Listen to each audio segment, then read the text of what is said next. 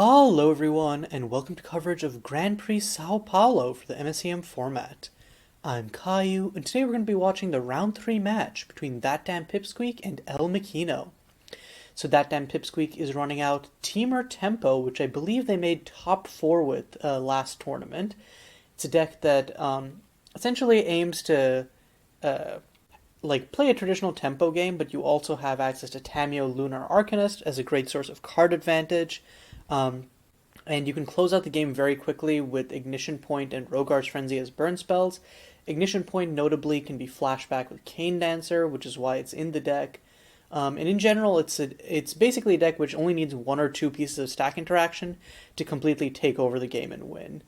Meanwhile, on the other side of the table, we have Elmikkino, who is playing Russian Roulette. Russian Roulette is essentially in its previous iterations, a red-black-green, here just, I believe, a red-black aggro deck. And the main point of the deck is that you want to run out your hand super quickly and just essentially go all in on creatures. It also has a combo with Advocate of the Hunt and Reckless Festivities. And how it works is Advocate of the Hunt is a card that gives creatures you control +1/+0 every time a player loses life. So you can use Reckless Festivities, and then even if your opponent passes, grab a bunch of cards yourself, put yourself to a very low life total, and then just kill them. So for now, Elmikkino is going to be opening up with Dead Set Duo into Silent Wanderer, threatening to hit for 3 next turn, and can also sacrifice the Dead Set Duo and deal discard 2 of Pip's cards. And in a matchup where card advantage is so important, that could definitely be deadly. Pip does have either Rogar's Frenzy or Ignition Point on deck here to be able to essentially kill the Dead Set Duo before it gets in. And we see that Elmikkino does top deck the other part of the combo, has Advocate of the Hunt. And Pip just takes the 3, isn't afraid of Elmikkino sacking Dead Set Duo. And on end, Pip is not double stone raining themselves, they are actually just cracking their fetches. Probably going to fetches up Mountain Frostfire Geysers, and on end can Rogar's Frenzy the Advocate of the Hunt. Yup, Rogar's Frenzy coming down. This used to be one of the format's all-star cards, now it's just a good role player, because our burn suite has accelerated somewhat. But yeah, it's still getting a Lightning Strike that also gives you a win con in grindy matchups is nothing to scoff at. Okay, Pip drawing a piece of 1-mana counter magic here, and so has a good line of essentially can either Cosmic Sinkhole if for 2 into Panya if Elmikkino doesn't have another land, or can just Cosmic Sinkhole for 3 and then take out and then counter anything that Elmikkino could put down. But again, I'm surprised that Pip is letting this Dead Set Duo get in. I feel like running out these Ignition Points earlier is probably a safer bet. I wonder if there's some reasoning behind what Pip's doing here.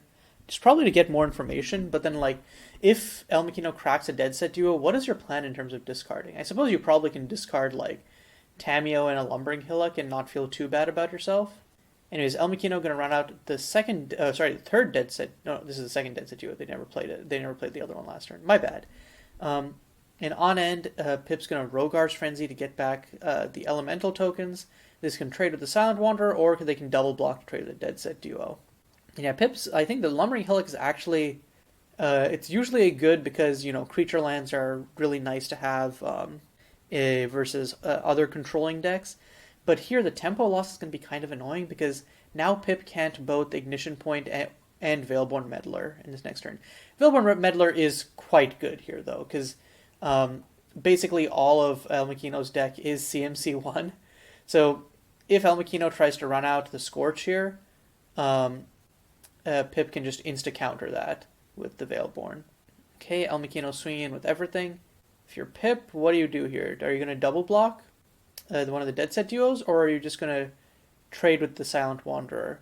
I think just trading with the Dead Set Duo seems like not a bad proposition right here. And then take another 3. Yep, that is what Pip's going to do.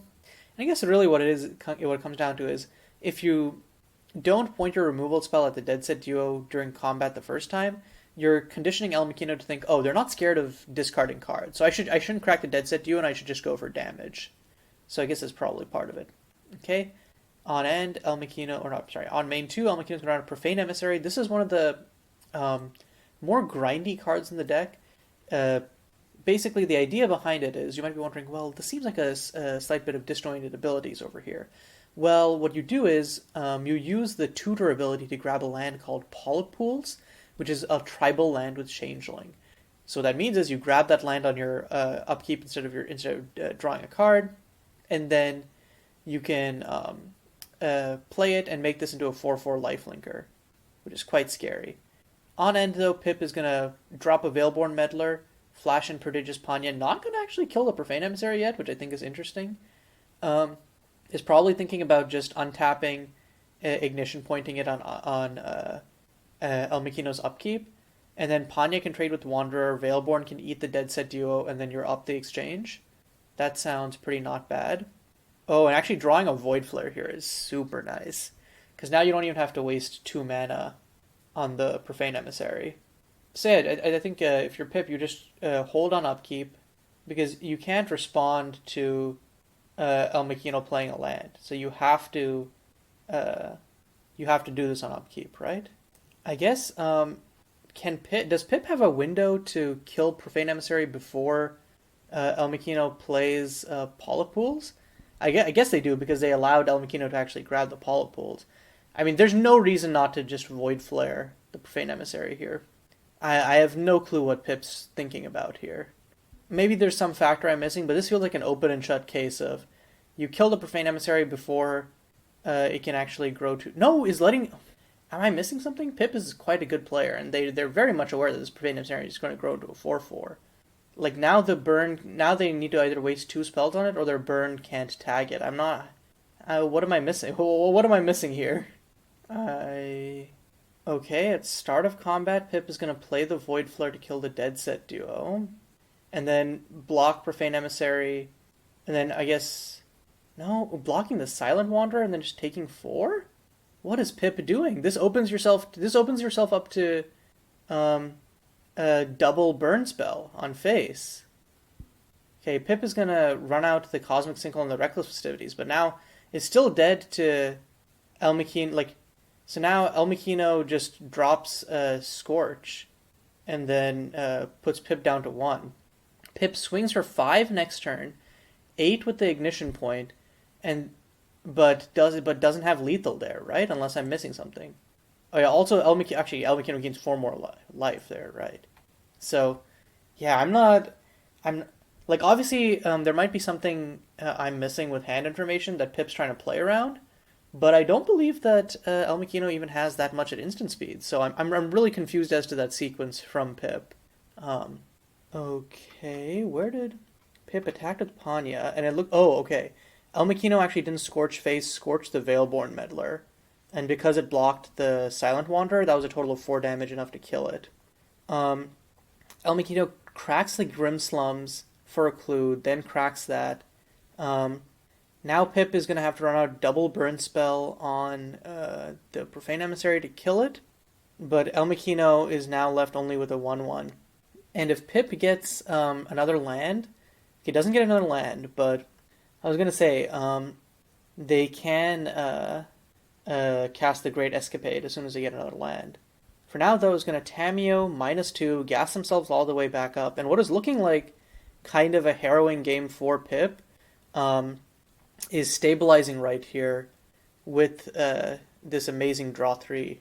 But yeah, Pip forgot to discard. I know Tamiyo can seem kind of crazy, but she does have that downside of having to discard after you draw off the -2, so we're probably going to have a quick GRV here. But yeah, Elmikkino's outs are really... I think pointing the burn spell at the Veilborn Meddler, I guess it does buy you more time, but then, like, I think it gives, like, Elmikkino so many fewer outs in terms of... I don't think their deck naturally has that much burn anyways, but, like, I don't think Pip has much life gain either, so if you put Pip down to 1, they always have to hold a blocker back. I think that's, like, their worst nightmare. Yeah, see, for example, the Suitor of the Sea, obviously Pip does have the Void Flare and the Veilborn Meddler for it, but it gives you one more out in terms of like if they don't have the interaction, you windmill slam this and then you ping them for one on their upkeep. Unfortunately, though, Pip does have it, is gonna Veilborn Meddler counter the Suitor of the Sea. So now Pip, okay, and then Mysterious Cataract is very important because it actually allows Pip to animate this Lumbering Hillock. Um, it looks like Pip is Tameo. Okay, he's Tameo's and then is gonna use Prodigious Panya's tail to take an extra turn. And that is, yeah, okay. They're realizing it's GG. The reason it's GG is because swing for two there, untap, um, you animate the Lumbering Hillock, and then that plus Panya alone swings for 9 damage. With Veilborn, that's up to 10 in itself. So Elmikkino was more than dead there, and yeah, I think that was like so close for Elmikkino, but then Pip ended up clutching it out. Especially like I think that like there are a few decision points there where it like I'm still not sure that like the letting the Profane Emissary stay alive was the right choice because again, Pip had to waste two spells and let Elmikkino gain a decent amount of life in the process, but still managed to fight through it and win. Okay, so starting off on game two, that was some quick boarding. Unfortunately, we won't have time to go over sideboarding there. Okay, yeah, and we're back for game two. I'm joined this time by co-commentator Hersey Quersey. Starting off right now, Elmikkino has turn one Bogborn Charger, and Bogborn does enable lots of kind of the more explosive starts, especially with Ombridu Goliath here. If Elmikkino can just go like, I mean, these two drops are kind of hurting here, but if Elmikkino had more one drops, would be able to just dump their entire hand into like a turn three Ombridu, and that would just be death for Pip. Okay, so turn two, Elmikkino plays out the Advocate of the Hunt, but Pip is gonna fetch up for Ignition Point to kill it. Is tapped out now though, so won't have Portal Fracture up. Okay, we're having some technical issues with Hersey, so unfortunately Hersey will not actually be joining us for this game too. But it looking like it might be a terrifyingly quick one. Elmikkino has dropped out their whole hand almost here. Bogborn Charge, and yeah, Silent Wanderer is free to haste out with Bogborn Charger because, again, it's free. So gets to swing for a whopping 7 over here. Pip doesn't really have good options. They can Cane Dancer, block the Silent Wanderer, flashback Ignition Point, kill Bogborn, which is probably their best line. They still take 4 in that exchange, though. I also have no idea why Elmikkino is keeping up the 2 mana here. Probably so that they can, like, main phase 2 Scorch plus Ombridu, but, like, I feel like playing Rikiri Dissident or playing Ombridu are both lines that are better main 1, so I feel like, yeah, I feel like I just don't understand Elmikkino's keeping up 2 mana here. It feels like kind of it just feels worse, right? Because, like, if you can haste out a 9/9 Ombridu Goliath, why not just go for it? Or if you're scared that you don't want to lose your Ombridu Goliath, why not just play the Rikiri Dissident, which has haste and can punish your opponent for playing spells during combat, right? Okay, so yeah, so we saw that Pip did do the Cane Dancer line to kill both one of the dead set, but instead of killing the Bogborn Charger, killed one of the dead set duos, which I think is a little bit of a mistake. But I think was probably afraid of being forced to discard her entire hand there by double dead set duo. Then main 2, Elmikkino's Scorched Face, and plays an Ombridu that's a 9/9. Pip really doesn't have an answer to a resolved Ombridu, other than, like, stall like a motherfucker, and I don't think, like, with 2 other creatures, they really can't. Like, what do you do here? You, like Cane Dancer can block Ombridu, and then you still take 6 next turn.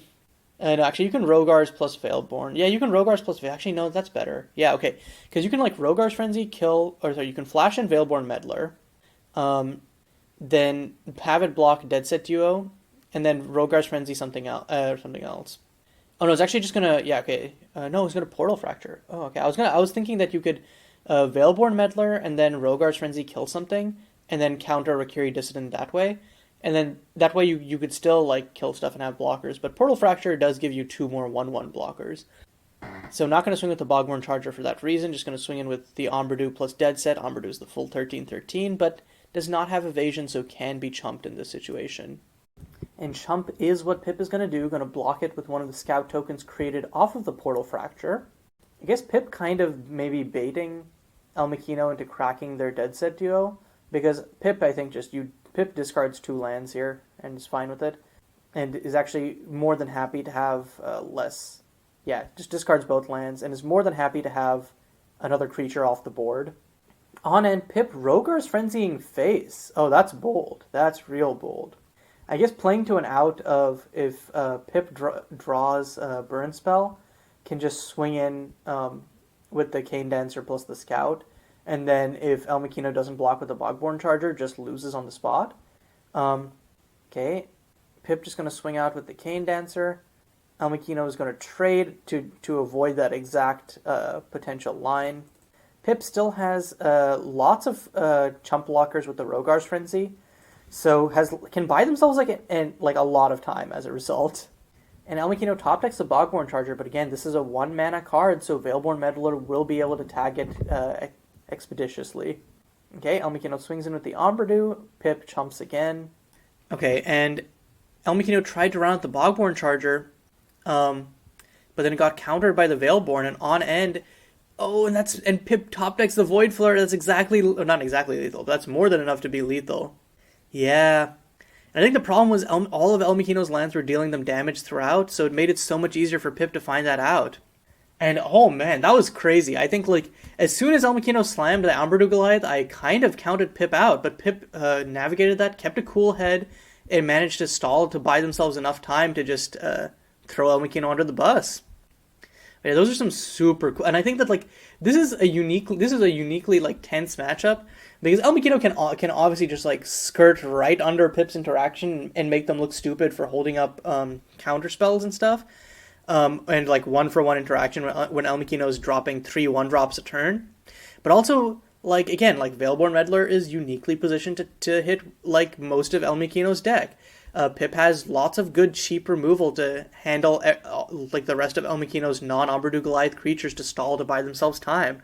So like both players, depending on their openers, have really good tools to navigate this matchup, and it kind of just depends how the opponent's hand is in response, and how the opponent's the opponent player is at choosing options.